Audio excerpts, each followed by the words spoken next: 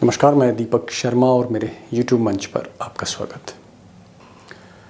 दोस्तों, अगर मोदी जी चुनाव के दौरान किसी रैली में इमोशनल हो जाएं, विक्टिम कार्ड खेलने लगे, वो ये कहने लगे कि विपक्ष उन्हें गाली दे रहा है, विपक्ष उनके कब्र खोदने की बात कर रहा है, तो आप समझ जाइए कि कहीं ना कहीं उस चुनाव में मोदी जी की स्थिति कमज़ोर है। मोदी जी के पांव से ज़मीन निकल रही है। मोदी जी कहीं ना कहीं कमज़ोर विकेट पर है। अब आज ही की बात देखिए, राजस्थान के शहर नागौर में एक चुनावी रैली में मोदी जी ने बड़ा इमोशनल होकर मंच से कहा कि कांग्रेस उन्हें गाली दे रही है और कांग्रेस के अध्यक्ष मल्लिकार्जुन खड़गे उनके पिताजी को गाली दे रहे हैं। उनके पिताजी जिनका स्वर्गवास 40 साल पहले हो गया, उस पिता को कांग्रेस गाली दे रही है। ये मोदी जी इमोशनल होकर बार बार कहते रहे और दिन रात वो मोदी को गाली पे गाली दे रहे हैं। कल तो कांग्रेस के अध्यक्ष महोदय मेरे पिताजी पर भी टूट पड़े। बताइए, उनका स्वर्गवास हुए 40 साल हो गए, उनको गाली दे रहे हैं। क्या हो गया है कांग्रेस को? उनके राष्ट्रीय अध्यक्ष मोदी के पिताजी को गाली दे। खड़गे जी, आप तो ऐसे नहीं थे, आपका हाल ऐसा कैसा हो गया? अब मोदी जी जब रैली में, भरी रैली में मंच से रुआंसे होकर ये बार बार कह रहे थे कि खड़गे साहब उनके पिताजी को गाली दे रहे हैं, खड़गे साहब मोदी जी के पिता को गाली दे रहे हैं, तो मैंने भी सोचा कि खड़गे जैसा एक सुलझा हुआ इंसान, एक बुजुर्ग, ये गलती कैसे कर सकता है? मोदी जी के पिताजी को नाम से गाली देना, ये कैसे हो सकता है? तो मैंने भी दोस्तों उस वीडियो को देखा जिस वीडियो में ये इशारा किया था मोदी ने कि उनके पिताजी को गाली दी जा रही है। और ये वीडियो शायद तेलंगाना का है, जहां पर एक पब्लिक रैली में खड़गे साहब ने कहा, पहले आप खड़गे साहब को सुनिए, तस्वीर फिर और साफ होगी। मोदी ने कहा, क्या कहा कि मुझे वोट दो, मुझे सरकार में लाओ, हर एक को 15-15 लाख दे दूंगा। दिए 15 लाख? नहीं दिए। तो वो झूठ बोल रहे हैं क्या आप लोग लेके झूठ बोल रहे हैं? अरे प्राइम मिनिस्टर का एक तरफ, प्राइम मिनिस्टर का बाप यहां बैठा, उन्हें भी झूठ। उन्होंने भी बोला मैं ये करता हूं, वो करता हूं, लेकिन उन्होंने भी आज जो वायदे किए थे वो वायदे निभाने के लिए उनके पास पैसा नहीं। अब दोस्तों, आप खुद तय करिए कि क्या खड़गे साहब ने वाकई उनका इशारा दामोदर दास मोदी, जो मोदी जी के पिताजी हैं, उनकी तरफ था, या फिर एक मुहावरे के तौर पर ये वो इस जुमले का इस्तेमाल कर रहे थे? क्योंकि खड़गे तेलंगाना में थे, तेलंगाना में केसीआर से उनकी फाइट है, बीजेपी से उनकी फाइट है। तो खड़गे ये कह रहे हैं कि साहब मोदी जी झूठे हैं, 15 लाख रुपए को लेकर उन्होंने झूठ बोला, और उससे बड़े झूठे जो हैं यहाँ केसीआर हैं। यानी वो कहना ये चाह रहे हैं कि साहब केसीआर जो हैं वो झूठ में मोदी जी के भी बाप हैं, ये बोला। तो मोदी जी के बाप का मतलब एक मुहावरे को इस्तेमाल करना था। अब क्योंकि खड़गे साहब साउथ इंडिया से आते हैं, कर्नाटका से आते हैं, हिंदी बोलने की कोशिश करते हैं, लेकिन इतनी स्पष्ट हिंदी नहीं है, हिंदी पट्टी वाली, तो थोड़ी बहुत व्याकरण की गलती हो सकती, लेकिन वो मोदी जी के पिताजी का नाम उन्होंने कहीं भी नहीं लिया। अरे प्राइम मिनिस्टर का एक तरफ, प्राइम मिनिस्टर का बाप यहां बैठा, उन्हें भी झूठ। उन्होंने भी बोला मैं ये करता हूं, वो करता हूं। अब क्योंकि खड़गे साहब दक्षिण से, साउथ से आते हैं, हिंदी का व्याकरण उनका गलत था, लेकिन मंशा गलत नहीं थी। लेकिन मोदी जी ने चुनाव के मौसम में, चुनावी रैली में जो खड़गे ने कहा, उसका तिल का ताड़ कर दिया। और आप कह सकते हैं सिंपैथी लेनी चाहिए वोटर की। विक्टिम कार्ड खेला और बहुत बारीकी के साथ खेला।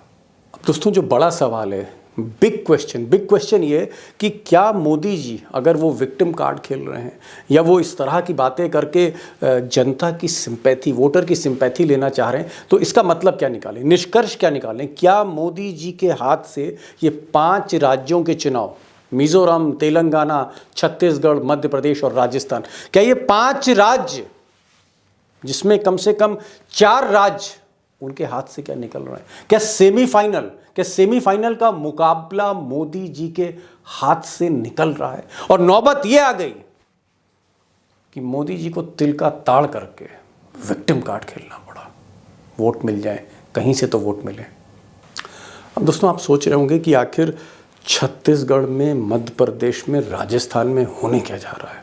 अगर मोदी जी विक्टिम कार्ड खेलने के लिए मजबूर हैं तो क्या वाकई बीजेपी की हालत पतली है, दाल पतली है। अब अगर आप ओपिनियन पोल्स देखेंगे पिछले महीने या उससे पहले के, तो चाहे वो छत्तीसगढ़ हो चाहे वो मध्य प्रदेश हो, बीजेपी की स्थिति खराब है। ज़्यादातर ओपिनियन पोल्स में जितने भी सर्वे आए हैं उसमें बीजेपी पीछे है। अब ये ओपिनियन पोल क्योंकि अभी वोटिंग होनी है, अभी राजस्थान में वोटिंग होनी है, उसके बाद तेलंगाना में वोटिंग होनी है।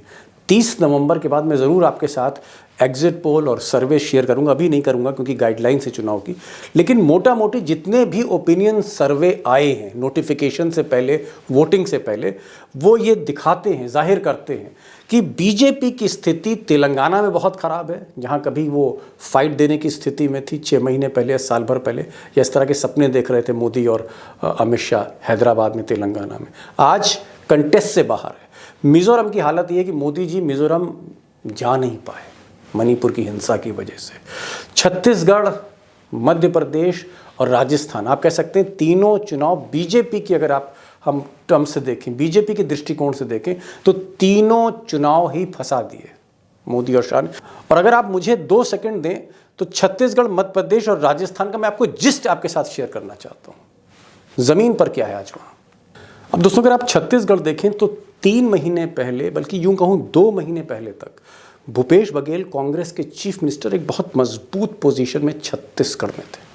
लेकिन पिछले 2 महीनों से और खासकर 1.5 महीने से बाउंस बैक बीजेपी ने किया है और जिस तरह से भ्रष्टाचार में घेरने की कोशिश की है, छापे दर छापे, छापे दर छापे, मुकदमे दर मुकदमे, चाहे वो बघेल साहब हों, बघेल साहब का स्टाफ हो, बघेल साहब की टीम हो, कहीं ना कहीं बघेल साहब के, आप कह सकते हैं, एक शख्सियत पर एक हमला हुआ है। और यही नहीं, बीजेपी ने बहुत ताबड़तोड़ रैलियां भी की और बीजेपी ने फाइट बैक किया। लेकिन भ्रष्टाचार के इन आरोपों के बावजूद, ताबड़तोड़ रैलियों के बावजूद, पैसा खर्च करने के बावजूद, आज भी एज जो है वो कांग्रेस को है छत्तीसगढ़ में। आज भी बीजेपी वहां हार रही है। आप कह सकते हैं कि बीजेपी ने गैप कम किया है। और अगर बीजेपी 3 या 4 साल से रमन सिंह को आगे रखती, जो वहां के 3 बार के मुख्यमंत्री हैं, बीजेपी के सबसे बड़े फेस हैं, अगर मोदी जी ने दिल बड़ा किया होता, अमित शाह ने दिल बड़ा किया होता, गुजरात लॉबी ने, और रमन सिंह को आगे रखा होता और 3-4 साल से कंसिस्टेंट रहते छत्तीसगढ़ में, तो बीजेपी छत्तीसगढ़ जीत भी सकती थी। रमन सिंह को निपटाने के चक्कर में मोदी जी ने छत्तीसगढ़ में बीजेपी निपटा दी। अगर आप मध्य प्रदेश देखें तो शिवराज सिंह चौहान, आप कह सकते हैं सेल्फ मेड नेता हैं। उन्होंने मध्य प्रदेश को एक बीमारू स्टेट से बाहर निकालने की कोशिश की। मध्य प्रदेश में जिस तरह से एक एग्रीकल्चर रिवोल्यूशन वो लाए हैं, वो छोटी बात नहीं है। लेकिन शिवराज सिंह चौहान जो बार बार जीतते रहे अपने दम पर, जिस तरह से उनका कद छांटा है मोदी जी ने, बार बार हमले दर हमले, जिस तरह से शिवराज सिंह चौहान के पांव में बेड़ियां डाल दी और अमित शाह ने शिवराज से शासन का, गवर्नेंस का रिमोट छीन लिया, जिस तरह से यह सरकार रिमोट से चलाई गई मध्य प्रदेश की, शिवराज सिंह आधे से आधे होते चले गए। आज हालत यह है कि शिवराज सिंह की ये जो लाडली बहना योजना है, उसका असर है महिलाओं में, उसका असर है महिलाओं में, जो हर महीने 1250 रुपये वो दे रहे हैं गरीब महिलाओं को, उसका असर है। लेकिन बीजेपी ने इतना खेल खराब कर दिया, अमित शाह और मोदी ने इतनी लॉबियां बना दी, बीजेपी में इतनी ज़्यादा भीतरघात है कि मध्य प्रदेश में it's advantage Kamal Nath, it advantage Congress. ये भी खेल आप कह सकते हैं गुजरात लॉबी ने ही खराब किया। और आज विलन किसको बनाया जा रहा है? दिल्ली की गोदी मीडिया विलन बना रही है इस आदमी को, मामा को। विलन कोई और है। अब दोस्तों अगर राजस्थान की स्थिति देखें, राजस्थान में अगर आप मुड़ कर देखते हैं पिछले 5 साल, तो वहाँ पर अशोक गहलोत और सचिन पायलट, इनके भीतर जो तलवारें खींची, जिस तरह से बार बार सचिन पायलट ने कोशिश करी कि ये सरकार ही गिरा दूं अशोक गहलोत की, अपनी सरकार बना लूं, कभी विधायक टूट रहे हैं, किसी होटल में रुक रहे हैं, इन सब के बीच में एक मौका था मोदी जी के पास कि कम से कम अगर वो तैयारी करते तो 3-4 साल से वसुंधरा राजे को प्रोजेक्ट करके, और वहाँ बीजेपी के भीतर जो लड़ाई थी, गुटबाजी थी, लॉबीज थी, उनको अगर मोदी जी तोड़ते, वसुंधरा को आगे करते, वहाँ भी दिल बड़ा करते, तो आज राजस्थान आसानी से उनकी झोली में जा सकता था। लेकिन वसुंधरा राजे का कद छांटना था, मोदी जी की पुरानी अदावत थी, आज से नहीं 10 साल से। तो वसुंधरा राजे को छांटना था, अपने मोहरे को सेट करना चाहते थे मोदी जी। और इस कोशिश में आज राजस्थान में भी टफ फाइट है। बीजेपी को एज है जैसा कि सर्वेज बताते हैं, लेकिन गहलोत सरप्राइज दे सकते हैं, और इस स्थिति की जिम्मेदार यही लॉबी है, गुजरात लॉबी। हम दोस्तों, मेरी किसी नेता से बात हो रही थी, बीजेपी के एक वरिष्ठ नेता जो थोड़ा मोदी जी से नाराज़ भी रहते हैं, और जो आदमी मोदी जी से नाराज़ रहता है वही थोड़ा बहुत हिम्मत करके सच भी बोल सकता है। उनका ये कहना था कि अगर मोदी जी ने मेहनत करी होती, स्थिरता के साथ उन्होंने प्रयास किए होते छत्तीसगढ़ में, मध्य प्रदेश में और राजस्थान में, और बीजेपी के जो स्टेट लीडर्स हैं जैसे छत्तीसगढ़ में रमन सिंह, उनको मोदी जी ने आगे बढ़ाया होता, शिवराज में कम से कम उन्हें कॉन्फिडेंस दिया होता, उनमें विश्वास जताया होता, या फिर वसुंधरा राजे को पहले दिन से मोदी जी आगे रखते, वसुंधरा के हाथ में तलवार देते, तो स्थितियां बदल सकती थी। लेकिन मोदी जी ने इन पिछले 5 सालों में ये जो तीनों राज्य थे जहां पर वो 2018 में हारे थे, तीनों राज्यों में सबसे बड़े जो फेसेस थे बीजेपी के, जो वहां के छत्रप नेता थे बीजेपी के, सबका कद छांटने में, सबके पर कतरने में मोदी जी इन 5 साल में लगे रहे। और जब उन्होंने देखा कि मैदान हाथ से निकल रहा है, तो शायद आज उन्होंने ये विक्टिम कार्ड खेल दिया। अब वो वोटर्स की सहानुभूति चाह रहे हैं। अब दोस्तों, क्या वाकई मोदी जी के हाथ से सेमीफाइनल निकल रहा है? और अगर सेमीफाइनल निकल रहा है तो फिर इसका असर फाइनल पर क्या होगा? क्या वाकई मोदी तीसरी बार पीएम नहीं बन पाएंगे? ऐसा हो सकता है। मुझे लगता है कि उत्तर प्रदेश की तरह छत्तीसगढ़, राजस्थान, मध्य प्रदेश, ये जो हिंदी पट्टी है, ये जो नॉर्थ इंडिया की पट्टी है, काउ बेल्ट भी जिसे कहते हैं, इसको बहुत अच्छी तरह से समझते हैं प्रोफेसर रविकांत, पॉलिटिकल एनालिस्ट, और उन्हीं के पास मैं चाहता हूँ जाऊँ आज और उनसे पूछूँ ये बुनियादी सवाल कि what is going to happen 2024 में, वाकई क्या होने वाला है और इस सेमीफाइनल का क्या इम्पैक्ट रहेगा। मुझे लगता है कि रविकांत वो शख्स हैं जो इस गुजरात लॉबी से दबते नहीं हैं, खुलकर कैमरे पर बोलते हैं, और उनके विश्लेषण बड़े ही असरदार होते हैं। चलते हैं इस बेखौफ आदमी के पास। डॉक्टर साहब, पहला सवाल मेरा ये है कि मोदी जी ने आज जिस तरह से आज वो रुआंसे हो गए, ऐसा लग रहा था कि बस आंसू अब छलक जाएंगे और पब्लिक इमोशनल हो जाएगी पूरी तरह से। और उन्होंने कहा कि भाई खड़गे साहब से उम्मीद नहीं थी कि वो मेरे पिताजी के बारे में, मोदी जी के बाप तक पहुंच गए, मेरे पिताजी के बारे में अब शब्द कहे जा रहे हैं। इस तरह की भाषा का प्रयोग हो रहा है, राजनीति कहां पर आ गई। और ये कह के वो थोड़ा रुआंसे हुए और उसके बाद ऐसा लगा कि जैसे वो सिंपैथी कार्ड खेल रहे हैं।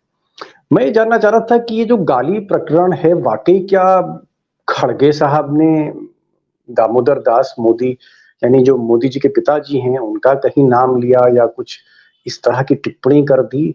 मैं जरा जानना चाह रहा था, क्योंकि आप तो हिंदी के भी साहित्यकार हैं, तो मैंने कहा जरा पूछूं आपसे। देखिए दीपक जी, मोदी जी जितने बड़े राजनेता हैं, उससे भी कहीं बड़े वो अभिनेता हैं, और कलाकार हैं। बराबर वो इमोशनल कार्ड खेलते रहे। वो पार्लियामेंट में पहली बार जाना, या बीजेपी के बैठक में जहां उनको पीएम के रूप में घोषित किया जाना था, तो आडवाणी जी के लिए जो उन्होंने कहा कि बीजेपी मेरी माँ है वगैरह वगैरह, वो कई आपको दर्जनों नहीं सैकड़ों मुझे लगता है इस तरह के वाकया होंगे। लेकिन जिस पर्टिकुलर प्रसंग की आप चर्चा कर रहे हैं दीपक जी, मैंने दोनों देखे। अच्छा, जो मोदी जी ने जो बोला नागौर में, जो आज मोदी जी ने जो बोला वो भी देखा है, और खड़गे जी ने बोला वो भी देखा है। खड़गे जी कि आप ये कह सकते हैं कि भाषा हिंदी इतनी मधी हुई नहीं है, वो कन्नड़ इलाके से आते हैं, कर्नाटक के हैं, लेकिन जो वो कह रहे हैं वो बहुत स्पष्ट समझ में आ रहा है। उन्होंने केसीआर और नरेंद्र मोदी दोनों पर हमला बोला और ये कहा, लोगों से पूछा कि मोदी जी ने वादा किया था कि 15 लाख रुपए हर व्यक्ति के अकाउंट में आएंगे, आए क्या? और अगर आए हैं तो इसका मतलब है कि आप झूठ बोल रहे हैं या तो फिर मोदी जी झूठ बोल रहे हैं। दो में से कोई एक तो झूठ बोल रहा है। और फिर उन्होंने उसी में जोड़ा कि वही झूठ की भाषा केसीआर बोलते हैं और इसी में उन्होंने जोड़ दिया कि एक तो मोदी जी है और उनके बाप यहां बैठे हैं। उनका बाप का मतलब यहां बैठे जो है, हाँ, जो झूठ बोलने में मोदी जी माहिर हैं, उससे ज्यादा झूठ बोलने वाले केसीआर हैं। ये मुहावरे का इस्तेमाल किया। अच्छा, इसका मतलब भाषा की तो जान मुहावरे में होती है। जी जी जी, नहीं मैं समझ गया। मुहावरे का मतलब है जैसे लोग कह देते हैं कि भाई ये तो इसका भी बाप निकला। वो अच्छे में भी हो सकता है, बुरे में भी हो सकता है कि भाई विराट कोहली तो तेंदुलकर के भी बाप निकले। डेफिनेटली बढ़िया उदाहरण दिया आपने, है ना? तो वो झूठ वाले प्रसंग था कि मोदी जी जो झूठ बोलते हैं वो तो बोलते ही हैं, उनसे भी ज्यादा झूठ बोलने वाले ये हैं, उसका मतलब ये था। तो ये मोदी जी के भी बाप निकले, ये उनका आशय था कहने का। लेकिन मोदी जी, मैंने कहा ना कि अच्छे अभिनेता हैं और उन्होंने वो कार्ड खेला। कार्ड खेलते हुए भी जितना सधे अंदाज में उन्होंने खड़गे जी के लिए कहा, वो मुझे आश्चर्य में डालता है कि मोदी जी जिस पर प्रहार करते हैं फिर बिल्कुल बिलो द बेल्ट जाकर के प्रहार करते हैं। लेकिन वो इस बात को जान रहे हैं कि खड़गे जी की जो सोशल बैकग्राउंड है वो क्या है। वो इस देश के कम से कम 17.5% दलितों को रिप्रेजेंट कर रहे हैं इस समय, मिनिमम मैं बता रहा हूँ। अगर उसमें आदिवासी और ये वंचित जोड़ दें तो बड़ा आतंक हो जाएगा। डॉक्टर साहब मैं समझ गया, आप ये कहना चाह रहे हैं कि भाई खड़गे साहब ने मुहावरे के तौर पे इस्तेमाल किया था कि भाई फलाने का बाप है ये तो, और जिसको उन्होंने गाली मान लिया। चलिए मैं समझ गया भाई, एक मौका मिला और जैसे मत चूको चौहान, तो मोदी जी का तो वही स्टाइल है, मत चूको चौहान, कोई भी मौका छोड़ना नहीं है। तो उन्होंने इसलिए उसको इस तरह से इंटरप्रेट कर दिया। ठीक है, ये होता है, राजनीति में होता है। लेकिन मैं यहाँ दूसरी चीज पर आ रहा हूँ और मेरा सवाल ये है कि मोदी जी जब चुनाव की रैली में गिड़गिड़ाने लग जाए कि मुझे गाली दे रहा है, ये मुझे सता रहा है, ये लोग कह रहे हैं कि मोदी तेरी कब्र खोदेगी, ये मोदी को जो है जीते जी नहीं देख सकते, मोदी पिछड़ी जाति का है इसलिए मुझे कर रहा है, मोदी चाय वाला है तो मुझे, जब इस तरह की ये भाषा बोलते हैं रैली में और थोड़ा थोड़ा रुआंसे हो जाते हैं और उनके होंठ कांपने लगते हैं, आंखों में जैसे अभी अभी रो देंगे, जब इस मुद्रा में मोदी आते हैं, इसका मतलब क्या होता है चुनाव में? ये जो भाषा है मोदी जी की, वो दरअसल पराजय बोध से उपजी हुई भाषा है। मैं थोड़ा कड़ी हिंदी बोल रहा हूं, फिर दोहरा देता हूं। ये पराजय बोध से उपजी हुई भाषा है। जहां मोदी जी फंस जाते हैं, फिर वो इमोशनल कार्ड खेलते हैं, रोने लगते हैं, विक्टिम बन जाते हैं कि साहब देखिए हमको गालियां दे रहे हैं। विक्टिम कार्ड खेलते हैं। कर्नाटक में तौल रहे थे गालियां कि ये हमको किलो 2 किलो 5 किलो गालियां दे रहे हैं। मध्य प्रदेश छत्तीसगढ़ में वो गिनती करने लगे कि दर्जनों गालियां, सैकड़ों गालियां, लेकिन कहीं भी वो कार्ड चला नहीं है।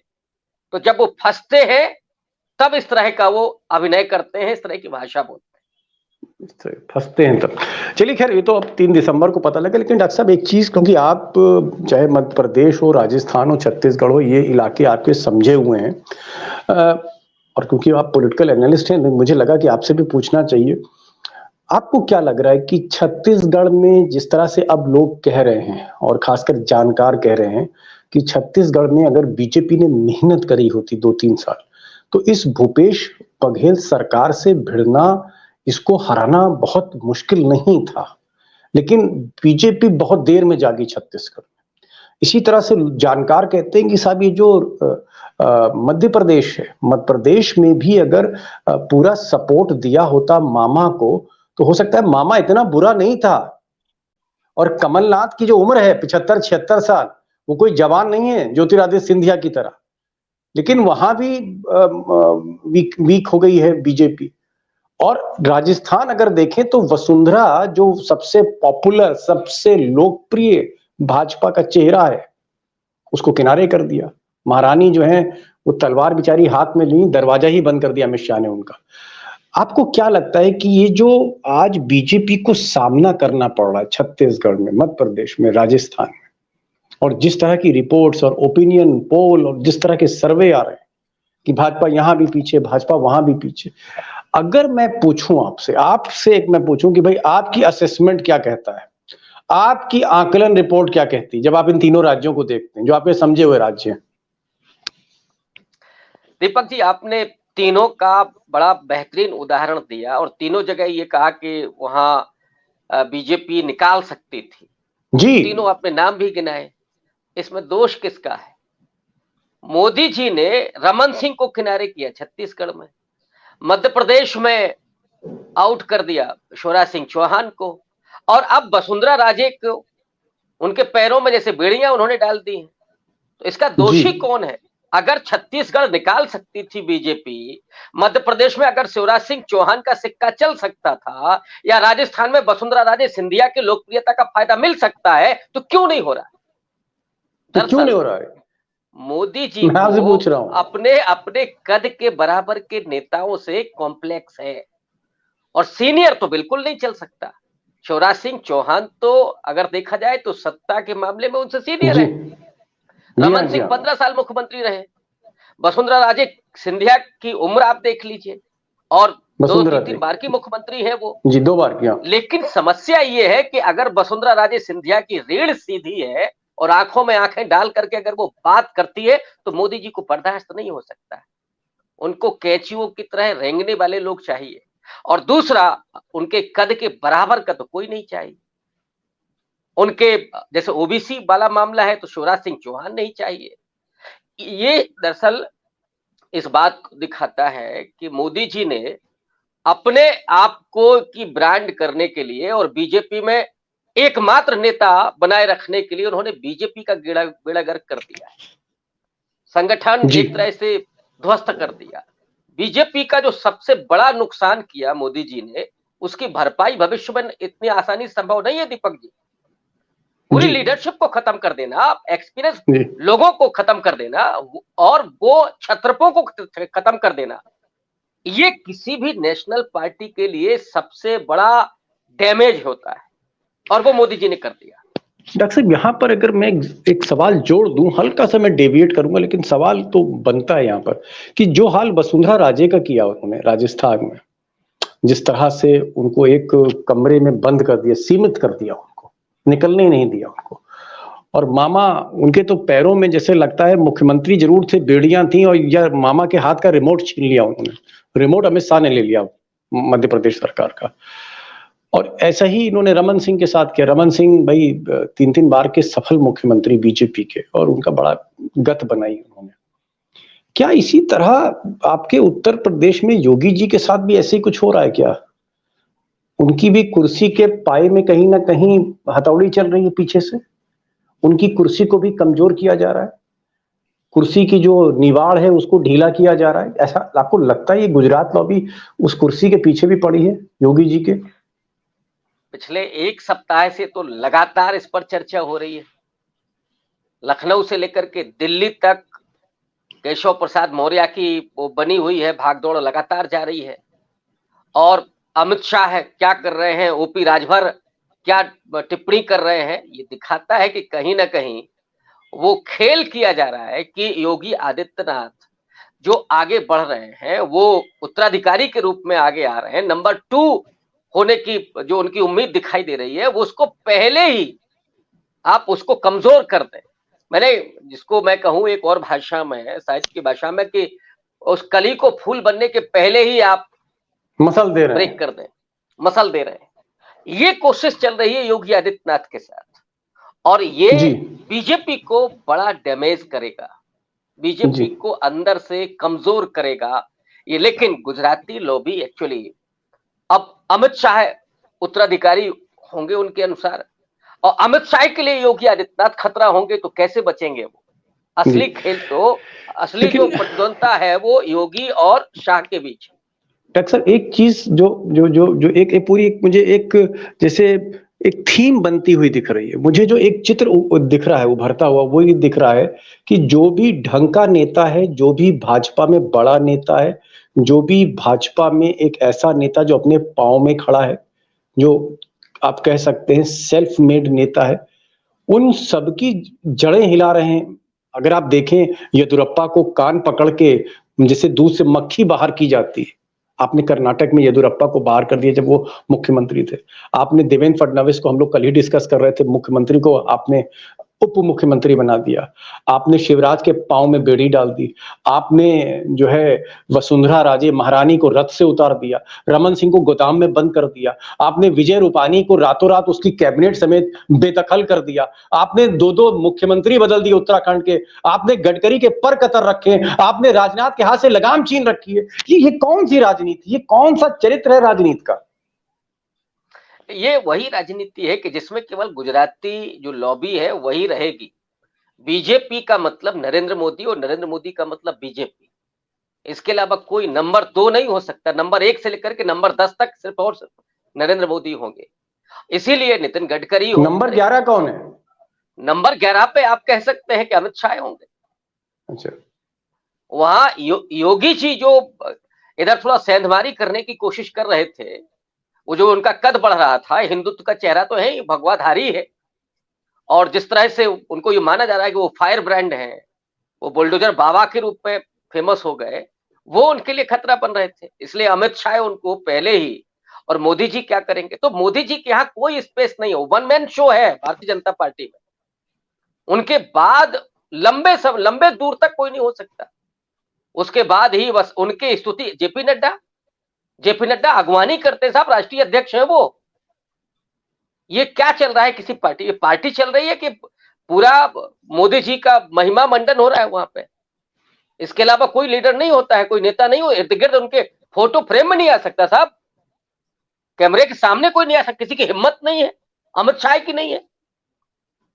मोदी जी, वही मैं कह रहा हूं, मोदी जी इस समय बोझ बनते जा रहे हैं बीजेपी पर, और आरएसएस क्या उस पर विचार कर रही होगी, ये तो नागपुर जाने और आप चलते चलते एक सवाल है। हालांकि प्रेडिक्शंस हम लोग करते नहीं हैं, और ज्योतिष को मैं कम से कम खबरों के बीच में नहीं लाता हूं, लेकिन फिर भी अगर 3 दिसंबर को मान लीजिए एक ऐसी सिचुएशन कि 3 दिसंबर को जब नतीजे आते हैं 5 राज्यों के, जहां तेलंगाना में तो कोई सवाल नहीं है बीजेपी का, बीजेपी तेलंगाना खो चुकी है, मिजोरम में तो हिम्मत नहीं हुई मोदी जी की जाने की।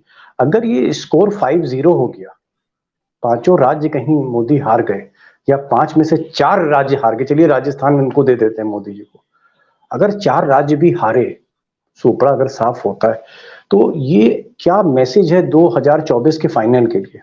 आपको क्या लगता है कि फिर दिसंबर के बाद ये जनवरी का महीना, फरवरी का महीना, या फिर मार्च का महीना, और फिर चुनाव लोकसभा के 2024 के, आपको क्या लगता है 3 दिसंबर के बाद फिर क्या होगा?